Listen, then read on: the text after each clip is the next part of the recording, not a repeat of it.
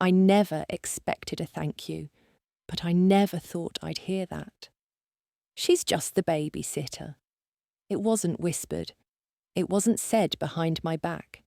It came straight from my daughter-in-law's mouth, loud enough to reach me, quiet enough that no one would defend me. I stood there by the kitchen sink, wiping the same glasses I gave them as a wedding gift years ago, the ones I picked out because I thought they'd toast a life we'd all share.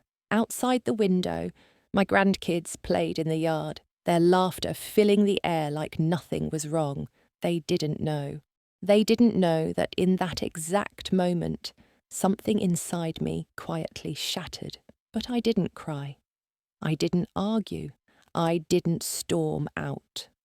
I walked upstairs, calm as ever, to my little office where the old safe sat covered in dust. Inside it, the trust fund papers I had spent years preparing for those children. Every dollar meant to give them a better future, a future I thought I was quietly protecting for them. But now I realized, not everyone sees love as a gift. Some people see it as a service they're entitled to.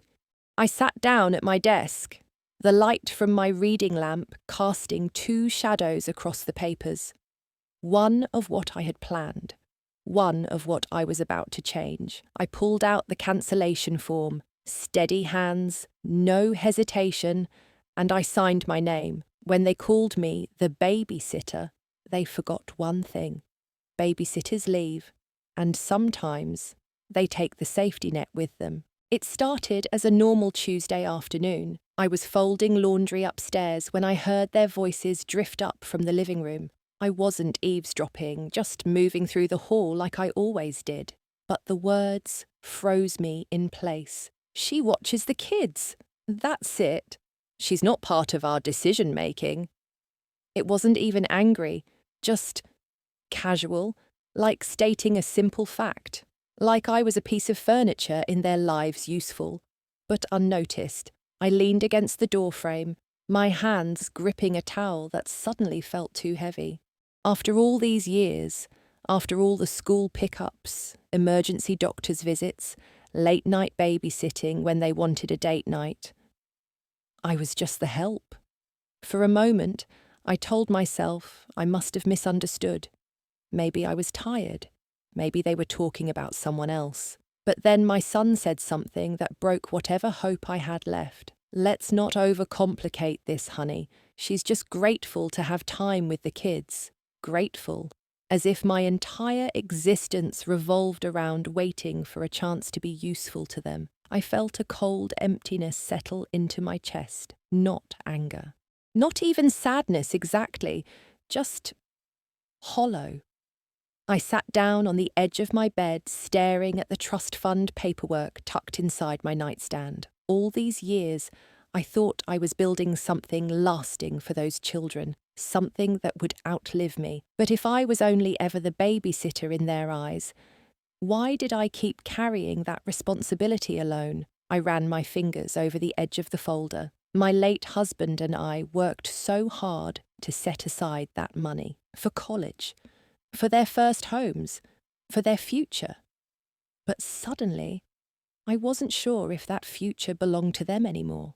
I thought love guaranteed belonging, but maybe love alone isn't enough when someone's already decided where you fit in their story. The house fell quiet downstairs. Their conversation was over.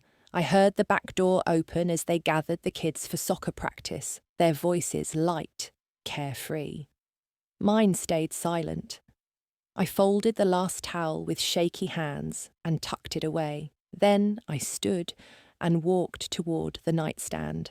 And for the first time in years, I questioned whether keeping that trust fund intact was the right thing to do. I opened the nightstand drawer and pulled out the thick folder, its edges worn from years of careful handling. The trust fund documents sat inside, still untouched, still waiting for the day they'd change my grandchildren's lives. I used to smile when I thought about that day. Now it just felt uncertain. I laid the papers out across my bed, staring at them like they belonged to someone else's life. They were covered in notes from my husband, his handwriting clear and steady, even after all these years. For their future, he wrote at the top of the first page. So they'll always know they're loved. I used to believe that love would be enough, that protecting their future was the one thing I could do to keep his legacy alive. But what happens when the people you're protecting don't see you as part of that future? What happens when you're just the babysitter? I sat down slowly, the weight of those words sinking into my bones. Had I been doing this for them? Or was I clinging to a promise I made to a man who was no longer here to remind me why it mattered? The sunlight shifted across the bedspread, illuminating the faded family photo on my dresser, all of us together, my husband, my son, me, and the kids as babies. Back when we believed families were forever, not conditional. I wanted to believe I still belonged in that frame, but maybe I didn't. Maybe families change when you stop being useful. I closed the folder gently, my hands shaking just slightly. I didn't tear it up. I didn't shred it. Not yet, but something inside me had shifted. I no longer felt bound by the promise I made alone. If they didn't see me as part of their family, why was I holding on to a gift meant for family?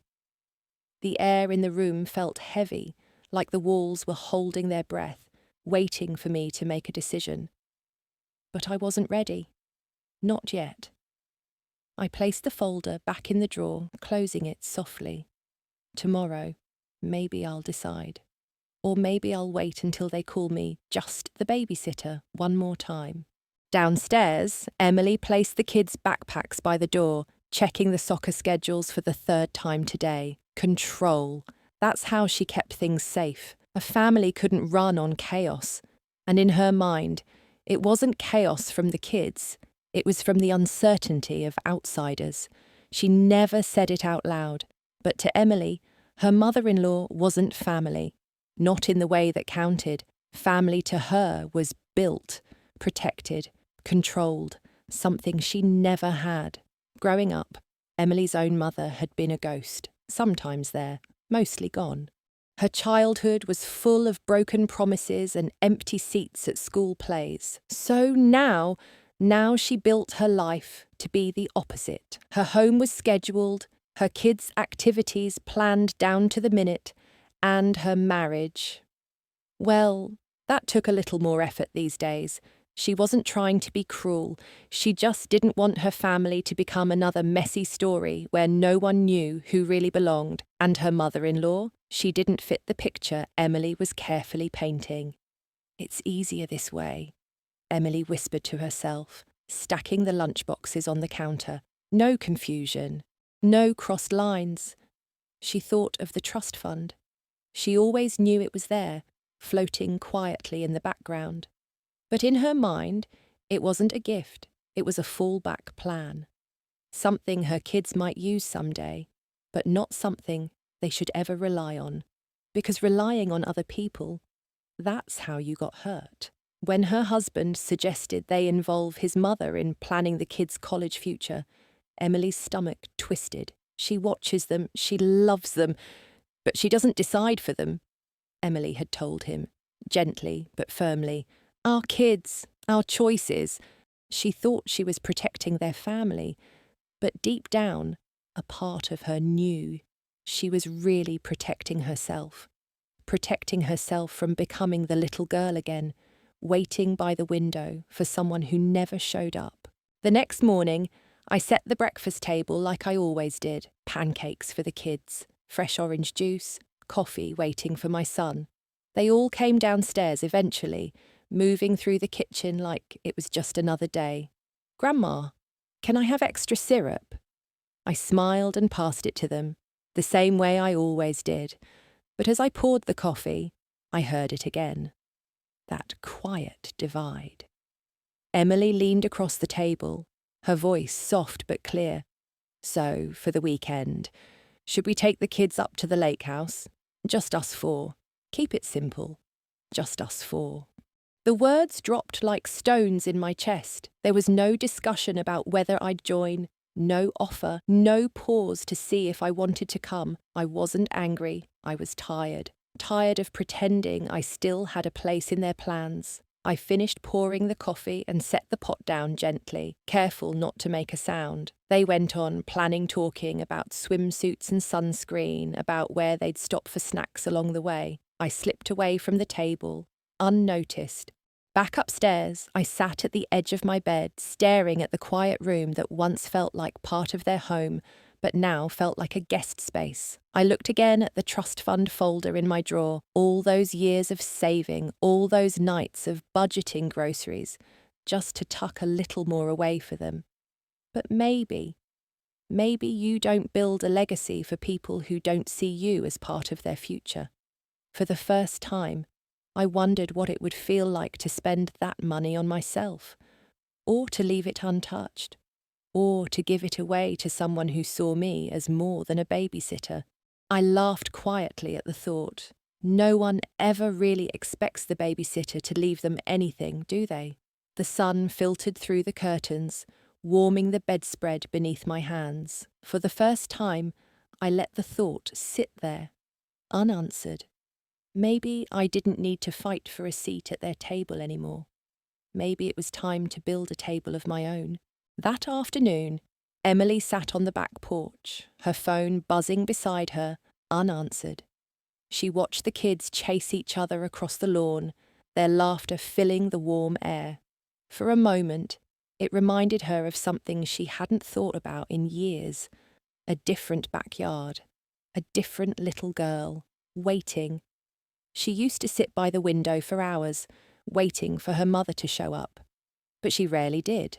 Sometimes there'd be a call, sometimes an excuse. Mostly silence. Emily clenched her jaw, forcing the memory back where it belonged. She had promised herself her kids would never feel that kind of disappointment. That's why she kept things tight, predictable, safe. And yes, maybe it meant setting limits on how much her mother-in-law got involved. But wasn't that better than having people come and go, disappear when you need them most? She's good with the kids, Emily admitted to herself, softening for just a second. But that doesn't mean she decides how we raise them. She picked up her phone, scrolling past missed calls and unanswered texts. One of them from her husband, probably wanting to ask if they should invite his mum to the lake house. She didn't answer, because deep down, the answer scared her. What if she opened the door and everything she built fell apart? What if she let someone else in? And suddenly, the life she'd worked so hard to create wasn't hers anymore. She wanted to be better than her mother.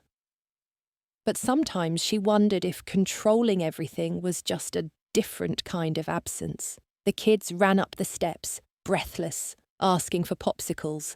She smiled, ruffled their hair, and led them inside. Her world was safe again, for now. But in the quiet that followed, as the kids laughed in front of the TV, Emily stared out at the empty yard and whispered, almost too soft to hear, "Please don't leave me, even when I push you away." The house was quiet after dinner.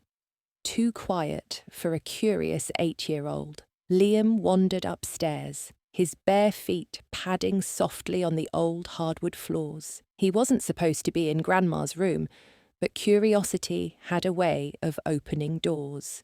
He found her nightstand drawer slightly cracked open, the corner of a thick folder peeking out. Something about it felt important.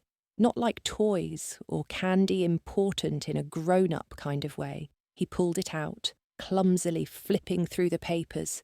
Numbers, names, signatures, words he didn't understand. But at the top, written in his grandmother's careful handwriting, he saw his own name. And his sister's. He sat cross-legged on the carpet, studying the pages as if they held the answer to a question he hadn't known how to ask. Behind him, I stood in the doorway, watching quietly. I should have told him to put it back. I should have scolded him for snooping, but I didn't. Instead, I knelt beside him, my knees creaking as they met the floor. He looked up at me with wide, wondering eyes. "Grandma, what's this for?" His voice was soft, not accusing, just curious.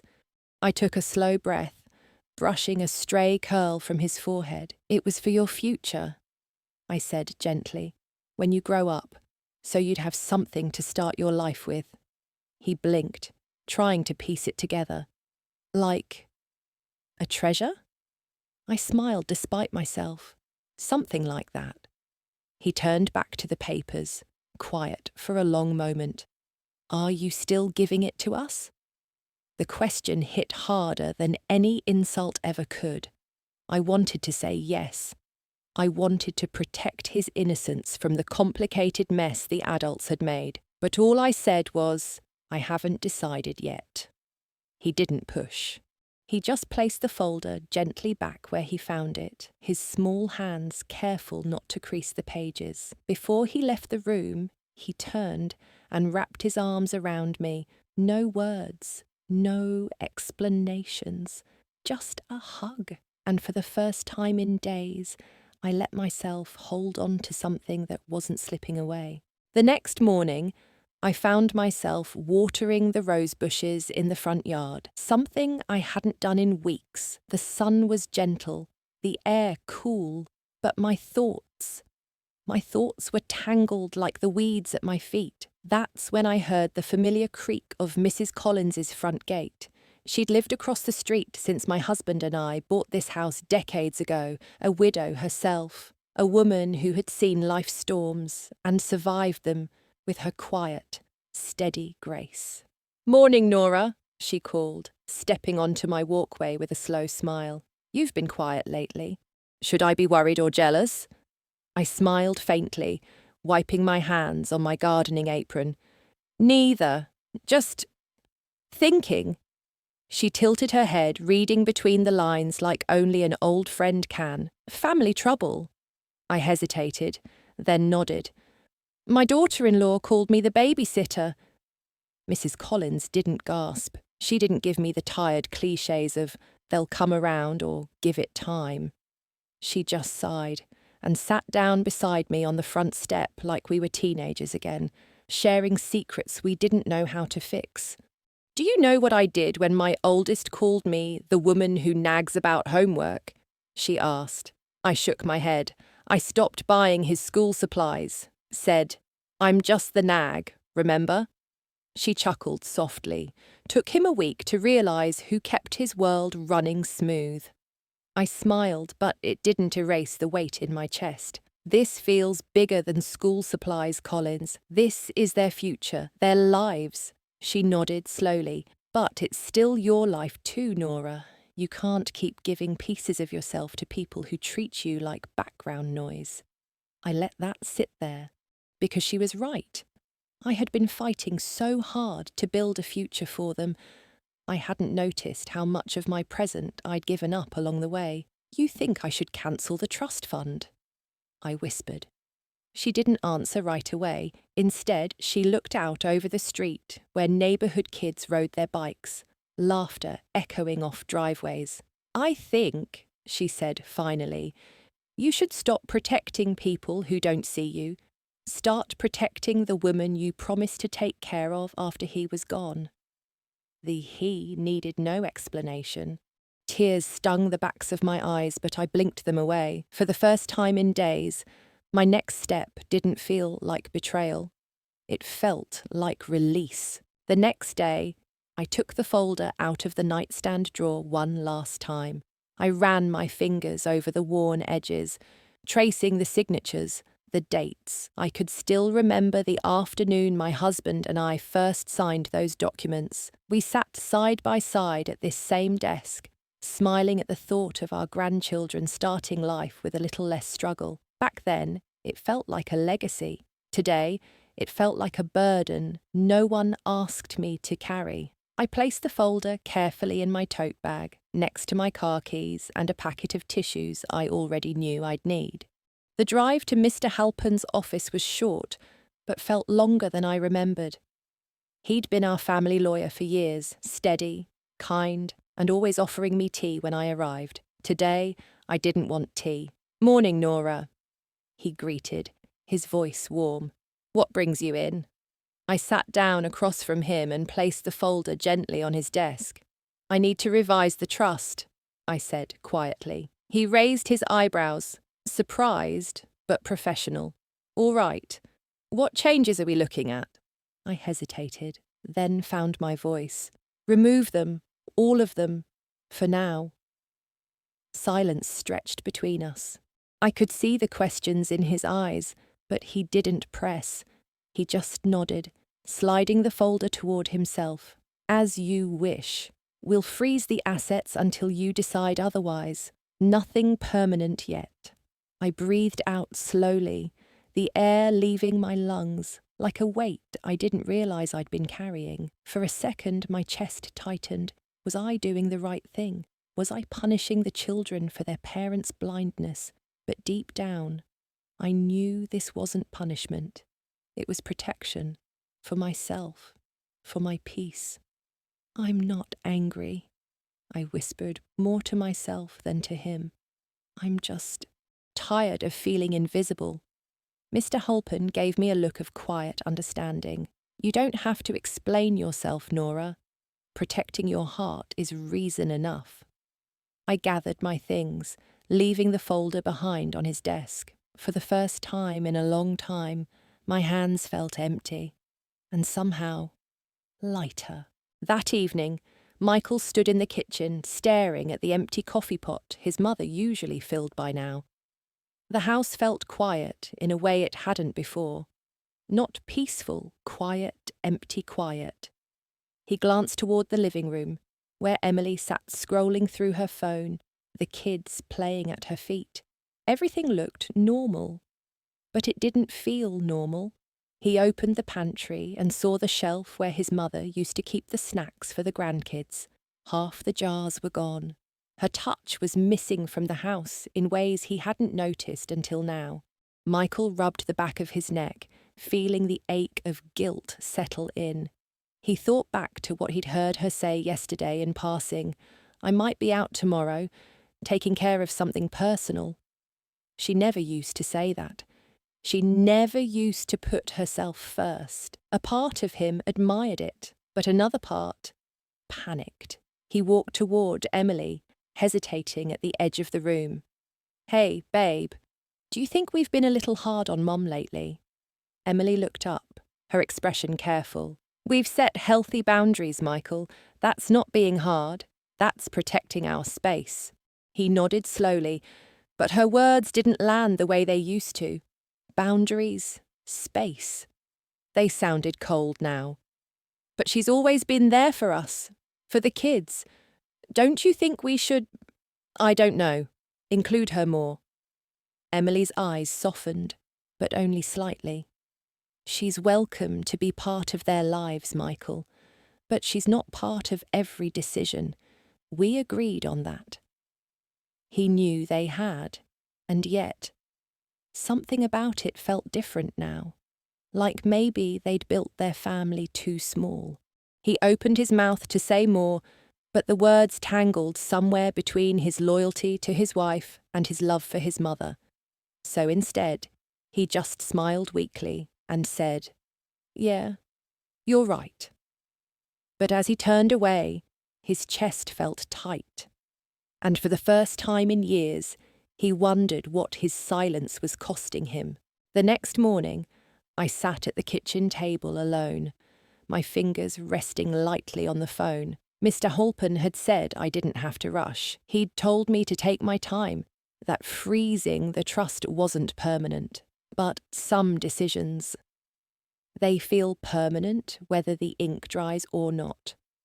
I looked around the house I had made a home, the photos on the wall, the handmade gifts from Mother's Day, the worn spots on the hardwood where the kids had danced and spilled juice boxes.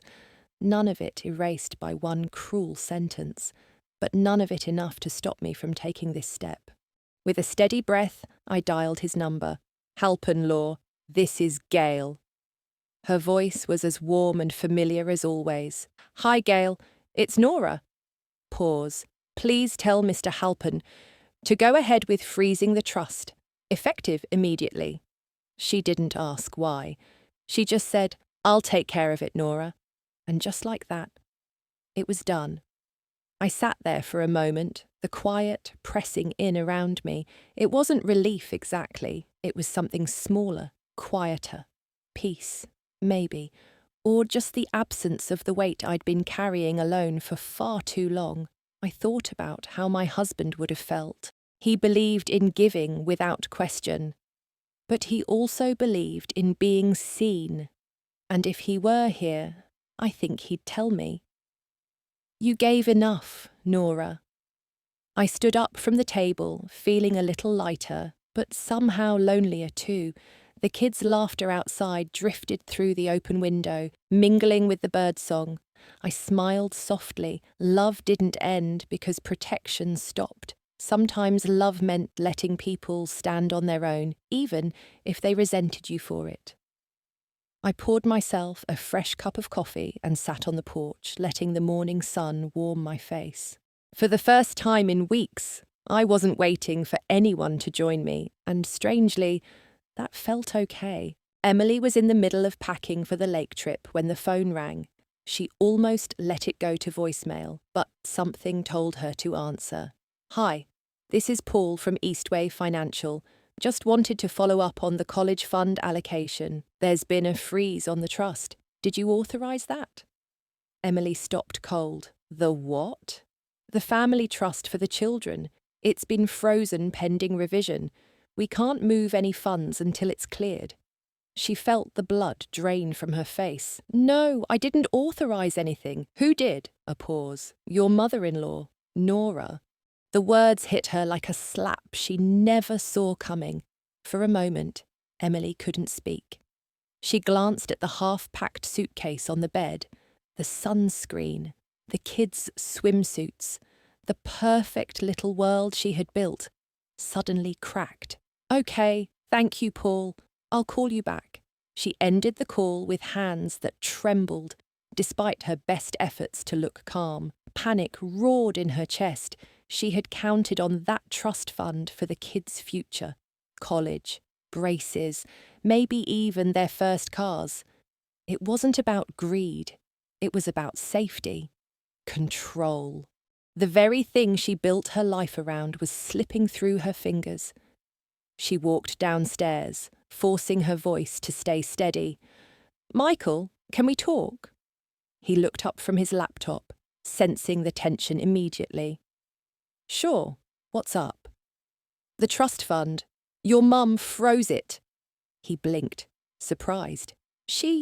What?" Emily folded her arms, gripping her elbows to steady herself. "We need to fix this. Talk to her. Make her undo it." Michael ran a hand through his hair, looking away.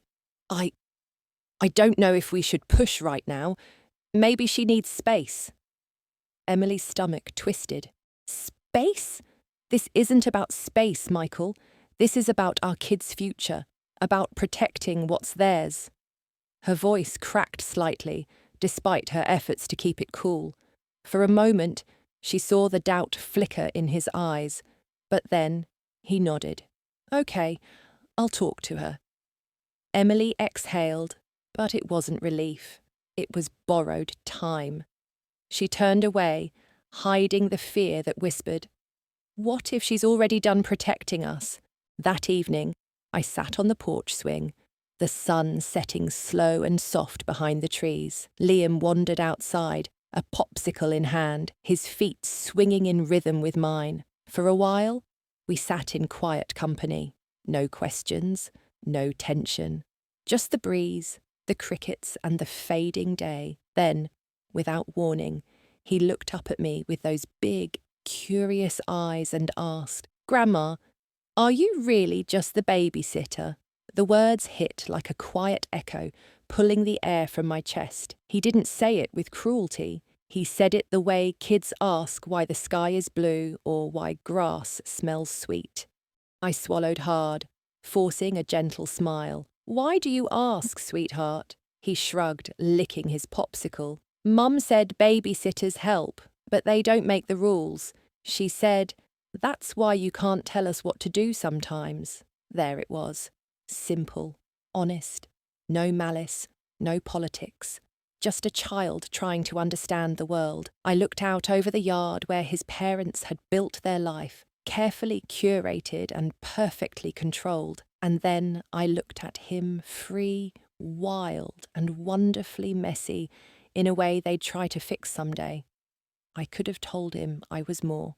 I could have listed every sacrifice, every late-night worry, every penny I'd tucked away for his future. But instead, I said, well, maybe, but I'm the babysitter who loves you enough to be here anyway. He smiled, satisfied with that answer, and leaned his head against my shoulder. We sat there like that until the sun disappeared completely, and in that moment, I realised something simple and quiet. Titles don't make you family. Love does, even if it's quiet, even if it's overlooked. I pressed a kiss to his messy curls, feeling the weight in my chest loosen, just a little.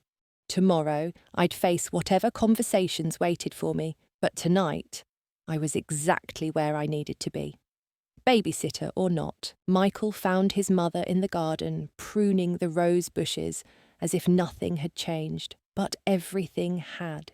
He stood at the edge of the patio, shifting his weight from one foot to the other, rehearsing the lines he'd practiced in the car. Mum, we need to talk about the trust fund. Why didn't you come to us first? You can't just freeze it without telling us. But when she looked up at him, wiping the dirt from her hands onto her jeans, none of those words felt right. Instead, all he managed was, "Hey." She smiled softly. Hey. The breeze carried the scent of lavender between them, filling the space where explanations should have been. I heard about the trust, he said finally. I guess I thought we were all in this together. Her hands stilled over the garden bed. Were we, Michael? The question wasn't sharp. It wasn't angry, but it cut all the same. He ran a hand through his hair, frustration building under his calm tone. You didn't have to do it like this. You could have talked to us. She stood slowly, brushing the dirt from her palms. I did talk. You just weren't listening. Silence, heavy and honest. Michael looked away, guilt prickling the back of his neck. I'm trying to protect my family. Her voice softened, but didn't lose its weight. So am I. For a moment, neither of them spoke. Birds chirped overhead, wind rustled the branches. Two people who loved the same people, but no longer spoke the same language. He wanted to hug her, to tell her he missed how easy it used to be, but instead he said, Can we fix this? She smiled, but it was a tired smile. Maybe, but not today. And somehow, that honesty hurt more than a flat-out no. She turned back to her roses, and Michael stood there a moment longer, feeling the quiet close in between them. He left without another word, but in his chest, something told him the conversation wasn't over, just paused. Later that night, after the kids were asleep and the house had gone still, Emily stood alone in the kitchen.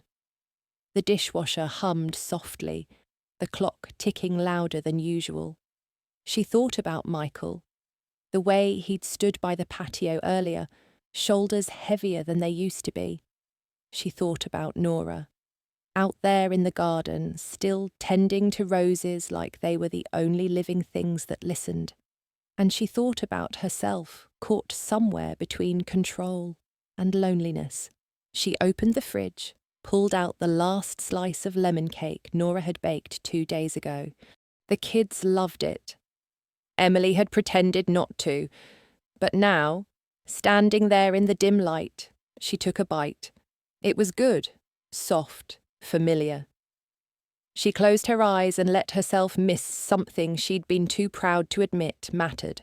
On impulse, she grabbed a clean plate and gently placed the last slice on it. Then, without telling Michael, without a dramatic apology or a well-rehearsed speech, She walked outside. The garden was dark but peaceful, the moonlight brushing the tops of the rose bushes.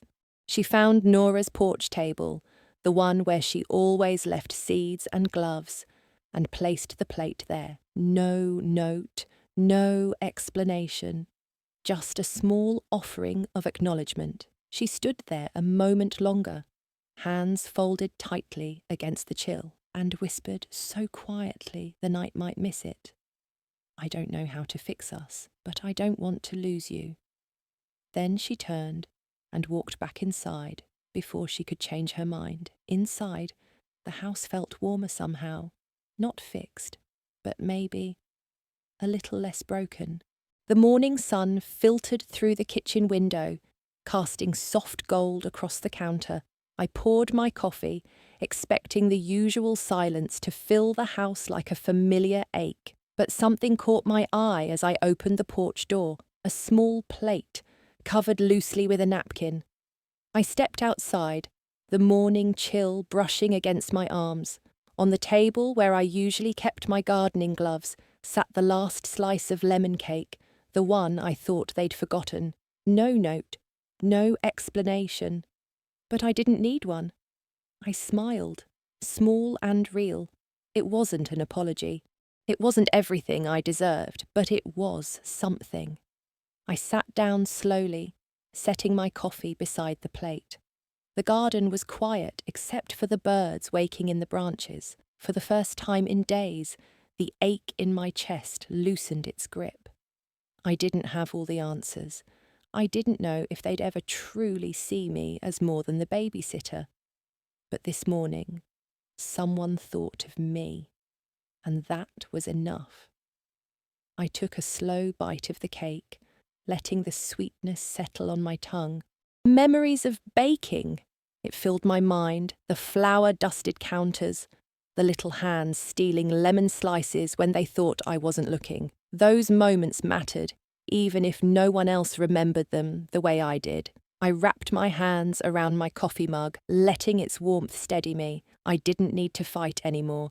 I didn't need to prove my worth in this family. Sometimes the quietest lives leave the deepest roots, and for now, I was content to sit in my little corner of the world at peace with what I gave, and at peace with what I let go. The morning unfolded slowly, without demand, and so did I. The house woke slowly that morning. Michael stretched at the kitchen counter, pouring himself a cup of coffee before the kids came bounding down the stairs. Emily stood by the window, arms crossed loosely, watching the wind stir the rose bushes where Nora always worked. But this morning, there was no clinking of garden tools, no soft humming from the porch swing, just quiet. It wasn't heavy anymore, but it wasn't gone either. Michael took a slow sip of his coffee and finally asked, "Did you leave the cake?" Emily didn't turn from the window. I thought, maybe she shouldn't eat breakfast alone. A small silence stretched between them. Not tense, not warm, just there. "She saw it," Michael said gently. "I saw her on the porch this morning. She smiled." Emily closed her eyes for a moment. The weight in her chest softened, but didn't disappear. They had built so many walls. They didn't know how to tear them down in one day. Michael stepped closer, resting a hand lightly on her shoulder. "She's still here, Em. Maybe not the way you pictured, but she's here." Emily gave a faint nod. "I don't know how to fix it, Michael." He squeezed her shoulder once, then let go. "Maybe we don't fix it. Maybe we just let it be different." The sound of small feet running down the stairs broke the stillness. "Pancakes!" Liam shouted, his sister trailing behind. For the first time in days, Michael and Emily smiled at the same time. Life hadn't stopped. It just felt quieter now. And in the quiet, there was space for something new. They moved through the morning routine, brushing hair, packing lunches, finding missing shoes, not perfectly, but together.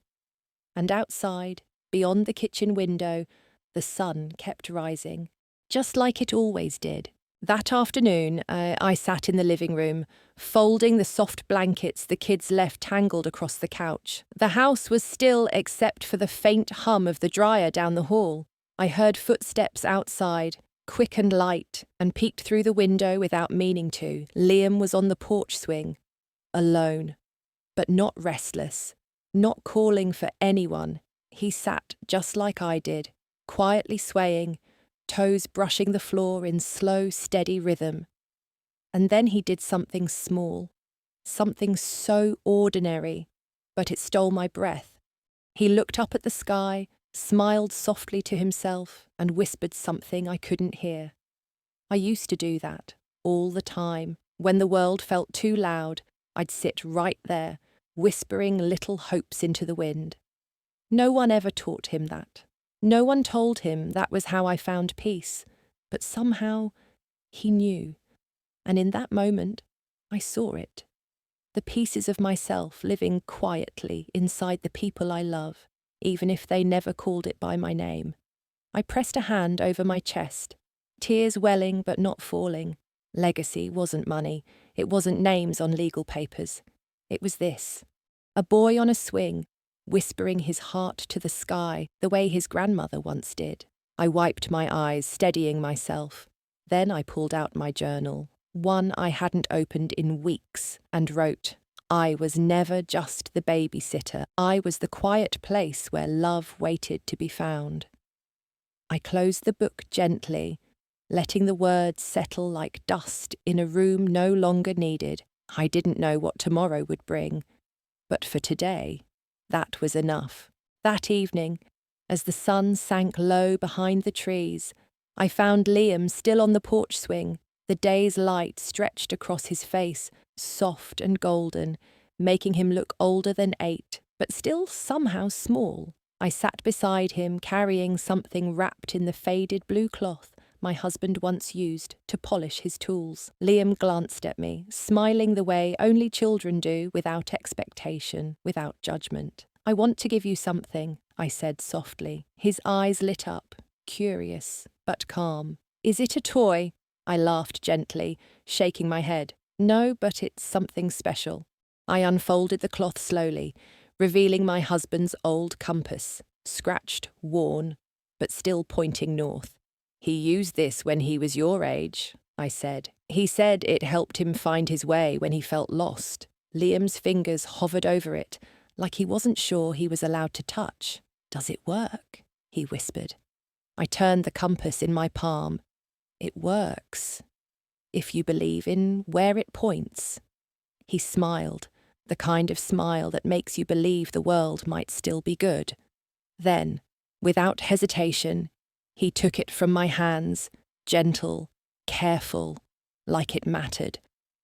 Can I keep it? His voice was quiet but steady, and in that question, I heard everything I ever needed to know. He didn't ask what it was worth. He didn't ask if his mum or dad said it was okay. He just knew it was ours. His, mine, his grandfather's before us. A line of hands passing something forward, not for control, but for belonging. Yes, I whispered, placing the cloth in his lap. It's yours now. Just promise me one thing. He nodded, wide-eyed. Promise me you'll use it when you feel lost, even if you think no one's watching. He tucked the compass into his jacket pocket, patting it twice like a secret only we shared. Promise, he said. And for the first time in what felt like forever, I believed him. We sat there as the stars began to blink awake, quiet and close. The future was uncertain, but for this moment, the past felt like a gift, not a weight, and that was enough. The next morning, I woke to the sound of birds outside my window. No voices calling for breakfast, no footsteps racing down the stairs, just quiet. But this time, it didn't feel empty. It felt peaceful. I brewed a single cup of coffee, not the usual pot for the whole house. I sat by the kitchen window, the early sunlight warming my face, and watched as the leaves swayed gently in the breeze. There were no texts from Michael, no invitations to join them at the lake house. And yet, I smiled, because for the first time in a long time I wasn't waiting to be invited. I wasn't waiting to be needed to feel valuable. I was enough. Later, I slipped on my jacket and stepped outside, the autumn air crisp against my skin. The porch swing creaked softly as I sat, wrapping my hands around the warm coffee mug. In the distance, I saw Liam on his bike, the compass tucked safely in his jacket pocket, guiding him in ways he didn't fully understand yet. I whispered a quiet prayer into the wind, the same way I used to when I was a girl. Let them find their way, even if I'm not beside them when they do. Because love, I had learned, is not about holding on so tight you suffocate someone. It's about letting them go and hoping they carry a piece of you with them when they fly. I didn't know what tomorrow would bring. Maybe another insult, maybe an apology, maybe nothing at all. But today, I had peace, and sometimes that's enough.